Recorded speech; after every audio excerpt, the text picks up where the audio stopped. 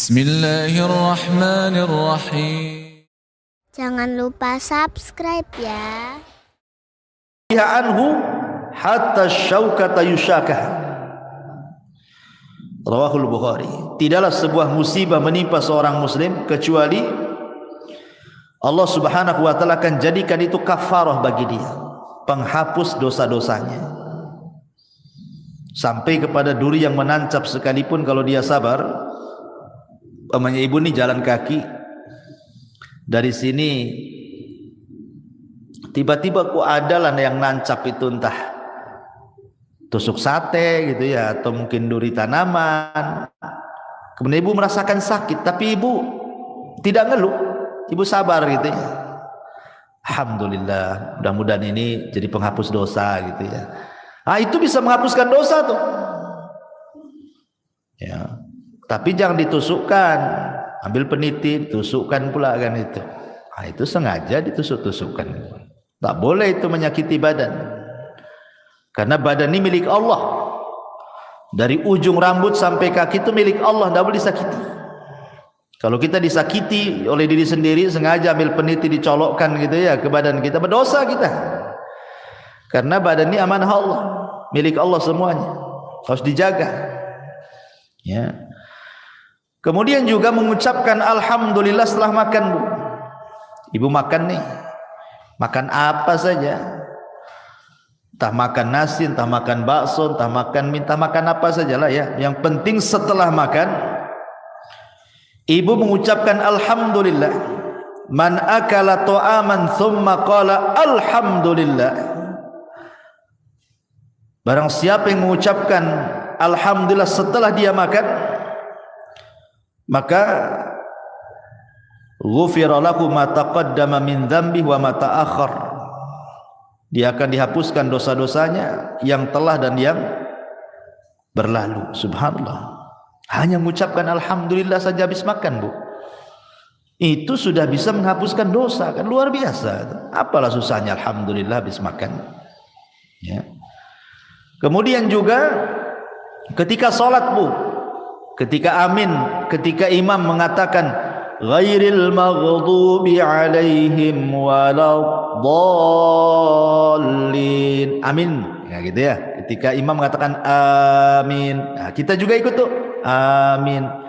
Artinya aminnya imam dengan aminnya makmum itu harus sama. Jangan imam dulu baru makmum, tidak. Dengar imam waladzalin saja, langsung ibu amin. Jadi aminnya ibu dengan aminnya imam itu sama. Maka kata Nabi SAW, idza ammanal imam fa'aminu fa innahu man wafaqa ta'minahu ta'minal malaikati ghufira lahu ma taqaddama min dzambi.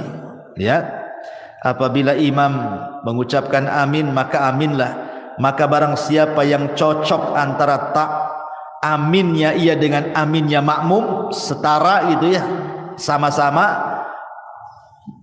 kemudian bertepatan pula dengan aminnya malaikat, maka akan diampuni dosa-dosanya. Coba ngucapin amin saja loh, diampuni dosanya, luar biasa ya. Tapi yang benar, jangan kayak anak-anak amin yang kayak gitu ya. Jadi harus ada wazannya amin itu. Amin itu dibaca dua wazan, Bu. Bisa menggunakan wazan fa'ilun ya, atau fa'ilun. Dibaca amin atau amin. Nah, dua bacaan, Bu. Amin itu dua bacaan. Ala wazni fa'ilun atau fa'ilun gitu ya.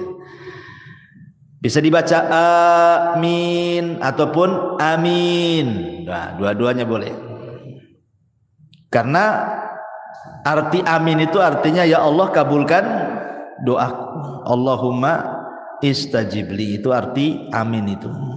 Jadi jangan main-main dengan amin itu, karena amin itu meminta kepada Allah agar doa kita dikabulkan dalam sholat. Kemudian juga contoh amalan yang lain adalah al-masyu ilal masajid, melangkah ke masjid. Itu pun termasuk yang bisa menggugurkan dosa. Seperti hadis yang tadi saya baca, isbagul wudu alal makarih wa kathratul khuta ila al masajid. Ghufira lahu ma taqaddama min dhanbi. Kemudian juga yang selanjutnya bagi laki-laki al muhafadzati ala salatil jum'ah, yang menjaga salat Jumat. Karena Rasul mengatakan al jum'atu ila al jum'ati kafaratun lima bainahuma. Subhanallah. Jadi kalau seorang laki-laki melaksanakan Jumat nih, pemain Jumat ini, betul-betul dia melaksanakan Jumat. Kemudian nanti ketemu Jumat minggu depan tuh Bu, antara Jumat sekarang dengan Jumat minggu depan itu dosa kita sudah diampuni tuh. Ya, makanya ibu dorong suami itu jangan malas-malas ke masjid untuk sholat Jumat kalau datang Jumatan itu. Cepatlah bang ke masjid biar dapat unta. Nanti kalau terakhir nggak dapat tuh telur ayam pun tidak dapat gitu ya.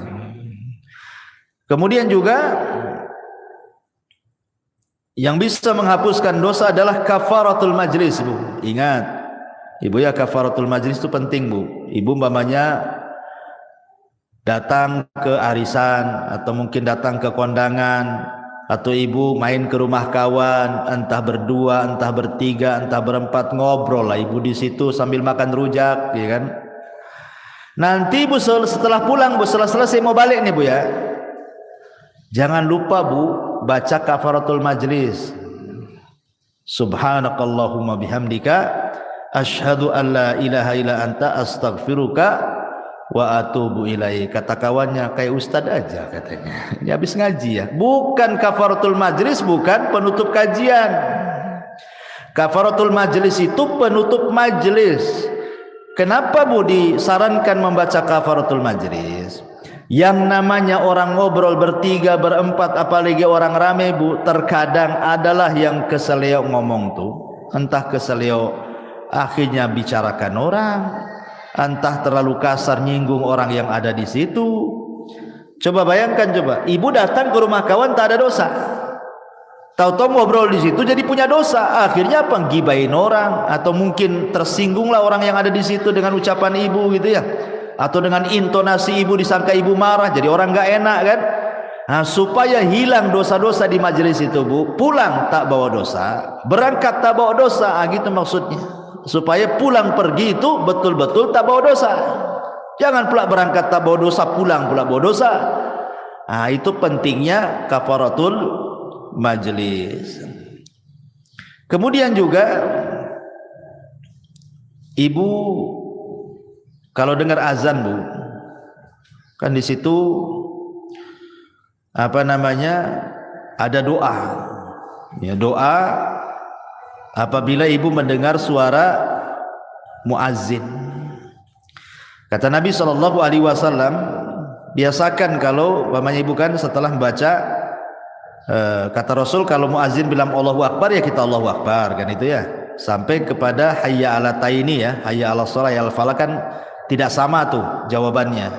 Ibu membaca la haula wala quwata illa billah. Habis itu kemudian membaca doa azan kan, Allahumma rabb hadhihi da'wati tamah sampai selesai. Selepas itu ibu membaca asyhadu an la ilaha illallah wahdahu la syarikalah wa anna muhammadan abduhu wa rasuluhu raditu billahi rabbah wa bi muhammadin rasulah wa bil islami dina ghufira lahu min dzambihi. Kalau ibu membaca selepas mendengar azan asyhadu an la ilaha illallah wahdahu la syarikalah wa anna muhammadan abduhu wa rasuluh raditu billahi rabba wa bi muhammadin nabiyya atau rasula wa bil islami dina, maka akan diampuni dosa-dosanya. Coba hanya ngomong begitu saja diampuni dosa-dosanya ya. Kemudian juga at-tasamuh wal af, at-tasamuh wal af, memaafkan orang dan berlapang dada dari orang. Karena dalam sebuah ayat surah Al-Imran ayat 133 sampai 34, 134 Allah mengatakan, wasari'u ila maghfiratin mir rabbikum wa jannatin arduhas samawati wal ardu uiddat lil muttaqin. Bersegeralah kalian kepada keampunan Rabb kalian karena sorga seluas langit dan bumi diperuntukkan untuk orang-orang yang bertakwa. Siapa orang yang bertakwa di sini?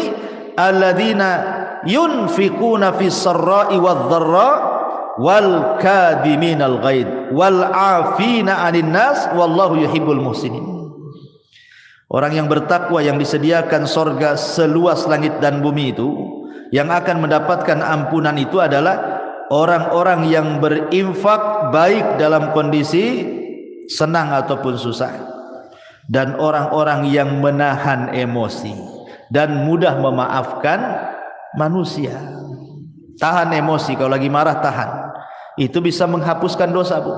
Jadi kalau ada orang yang nyakiti ibu, tiba-tiba ibu dimarahi orang, digibai orang, ya ibu manusiawi kan, pasti mau marah kan itu. Tapi ibu tahan-tahan marahnya. Ketika ibu menahan marah itulah dosa ibu diampuni itu. Apalagi sampai memaafkan, kasih uzur, sudahlah, saya maafkan, memang dia gitu sih, biasalah dia gitu. Dimudahkan gitu ya, disederhanakan masalah, Bu. Jangan dibesar-besarkan, nanti jadi tengkar. Itu saja bisa menghapuskan dosa. Kemudian yang lain juga bacaan tahlil, Bu. Bacaan la ilaha illallah. Kata Nabi SAW, man qala la ilaha illallah wahdahu la syarika lahul mulku wa lahul hamdu wa huwa ala kulli syai'in qadir fi yaumin mi'ata marrah. Barang siapa yang mengucapkan la ilaha illallah wahdahu la syarika lahul mulku wa lahul hamdu wa huwa ala kulli syai'in qadir, dalam satu hari itu 100 kali, Bu. Apa kata Rasul? Kanat adlu asyri riqabin wa kutibat lahu mi'atu hasanatin wa muhiyat anhu mi'atu sayyiatin. Maka sebanding dengan memerdekakan 10 budak, akan dicatat 100 kebaikan, akan dihapus 100 kesalahan. Masya Allah ya. Ibu merdekakan budak dari mana duitnya, Bu? Cukup membaca ini saja 100 kali sama dengan ibu merdekakan budak 10 budak. Cukup tidak dicatat lagi 100 kebaikan, cukup tidak dicatat lagi, dihapus lagi 100 kesalahan. Hanya ngomong begini, Bu ya, 100 kali. Ibarat kita infak gitu ya, untuk memerdekakan. Harga budak tuh tak tahu sekarang berapa tuh ya. Tapi cukup membaca ini 100 kali saja sudah sama dengan memerdekakan 10 budak. 100 kesalahan dihapus, 100 kebaikan dicatat. Subhanallah. Termasuk juga, Bu, salatu rakaataini, salat 2 rakaat apabila ibu melakukan dosa. Ibu habis gibah nih di tetangga nih, lama pula gibahnya setengah hari, baru balik, aduh mak, tadi saya sudah gibai orang nih, nantilah langsung ibu telepon sama yang digibai itu, saya minta maaf loh, tadi saya yang gibai anti loh, minta maaf ya. Habis itu ngomong sama kawan-kawannya yang satu majelis tuh, saya nggak ikut-ikut loh katanya. Nah, ibu langsung sholat 2 rakaat tuh, sholat tobat namanya ya. Maka kata Nabi SAW, ma min abdin aznaba dzamban fayuhsinu tuhur thumma yaqumu fayusalli rak'ataini thumma yastaghfirullah illa ghufirallah. Tidaklah seorang hamba melakukan dosa kemudian dia memperbaiki wudu, kemudian dia salat 2 rakaat salat taubat, bertobat kepada Allah, kecuali Allah akan ampuni itu dosa-dosanya ya. Kemudian juga yang bisa menghapuskan dosa adalah ittiba'us sayyi'ah al-hasanah, ikuti yang buruk dengan yang baik. Jadi kalau seandainya satu hari ini kita melakukan keburukan, maka buatlah satu hari ini juga melakukan kebaikan. Boleh jadi mungkin satu hari ini ibu tidak sadar marahi orang. Orang yang dimarahinya mungkin ya kita tidak tahu apakah dia menerima atau tidak gitu kan. Tapi mungkin ibu melakukan hal yang sama. Buatlah kebaikan di situ juga. Kalau tadi marah-marah, sekarang ngomong yang baik-baik, yang santun-santun sama orang gitu ya. Jadi imbangi itu keburukan dengan kebaikan. Sebagaimana yang sering saya katakan, kalau ibu melakukan dosa yang tidak terang-terangan dalam satu hari ini 2 kali, maka lakukan juga amalan yang baik yang tidak terang-terangan 2 kali juga, supaya bisa menghapus kesalahan tadi. Karena Rasul yang mengatakan wa atbi'is sayyi'atal hasanata tamhuha, ikutilah yang buruk dengan yang baik. Yang baik itu pasti mengalahkan yang buruk. Innal hasanat yudhibnas sayyi'at, karena kebaikan itu bisa menghilangkan keburukan.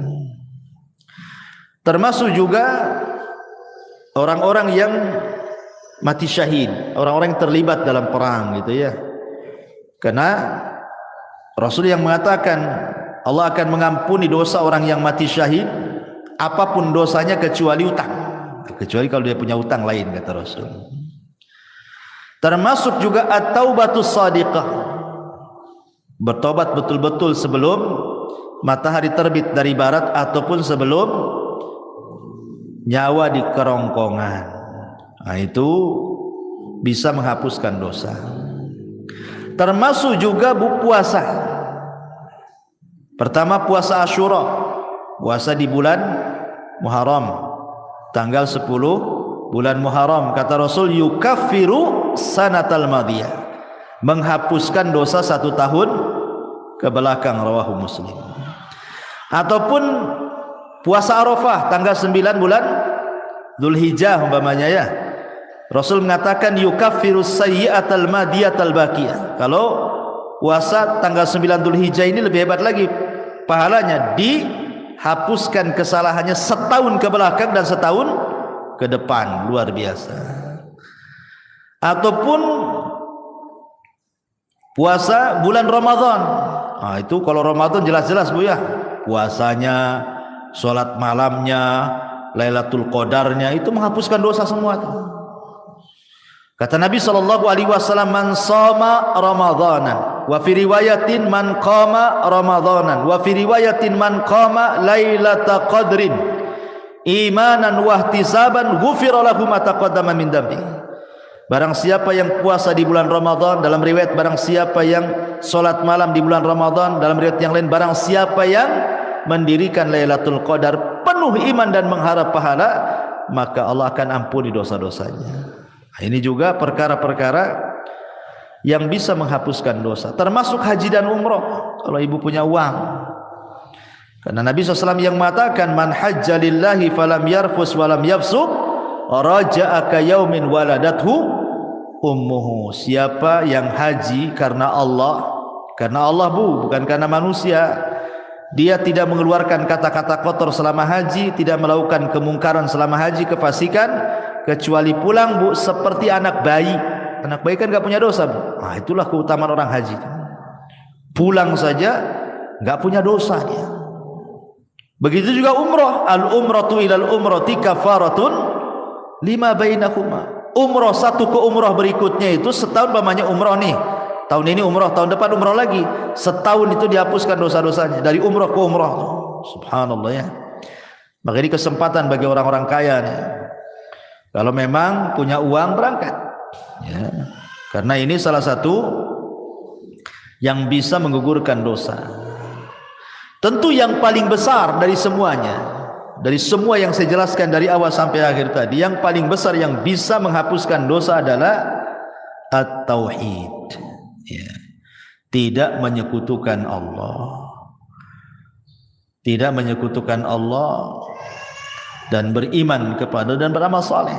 Tauhid ini penting. Kemudian juga amal saleh secara umum, apapun amal solehnya, sebagaimana Allah mengatakan dalam surah Al-Ankabut ayat 7, walladzina amanu wa amilus salihat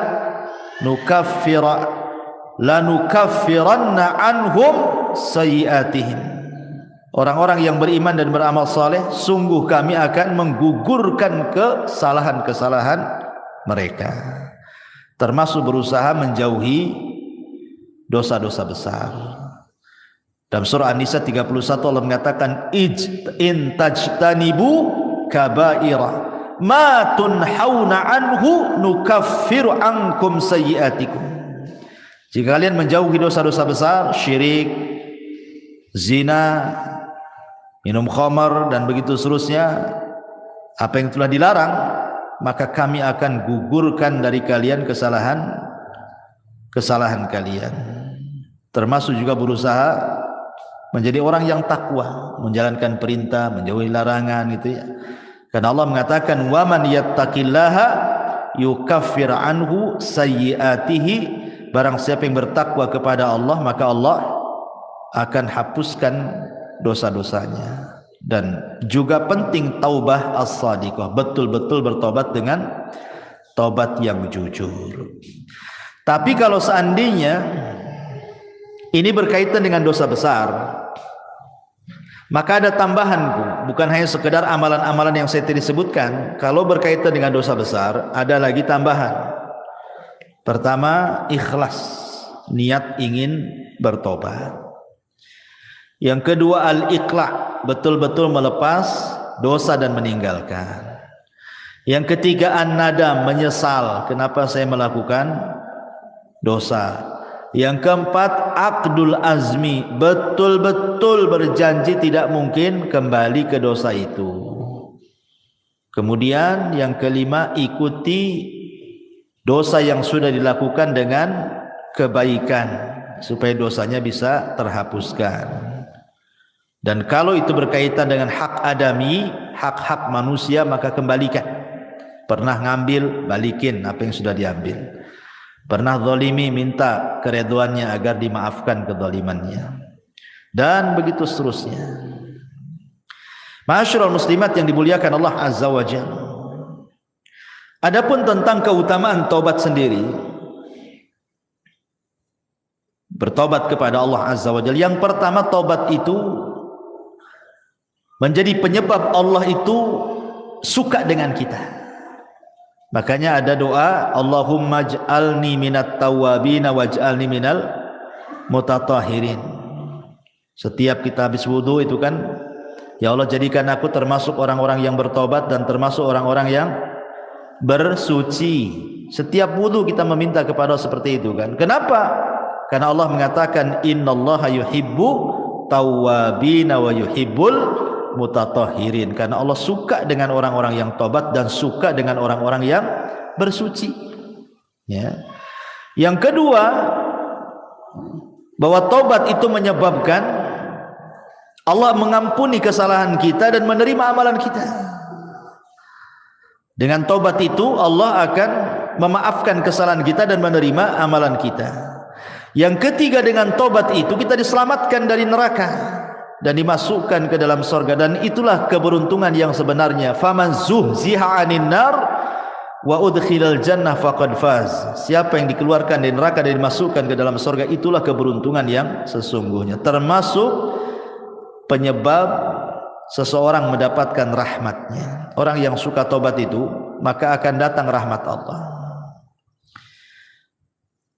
Karena Allah mengatakan, Allah itu lebih senang dengan tobatnya seorang hamba dibandingkan seseorang yang safar ke padang pasir bawa unta dan semua perbekalannya di atas unta. Ketika dia tidur, minggat pula lah unta itu karena nggak diikat. Akhirnya orang ini temenung, matilah aku di padang pasir ini, tak ada minum, tak ada makan, tak ada unta katanya kan.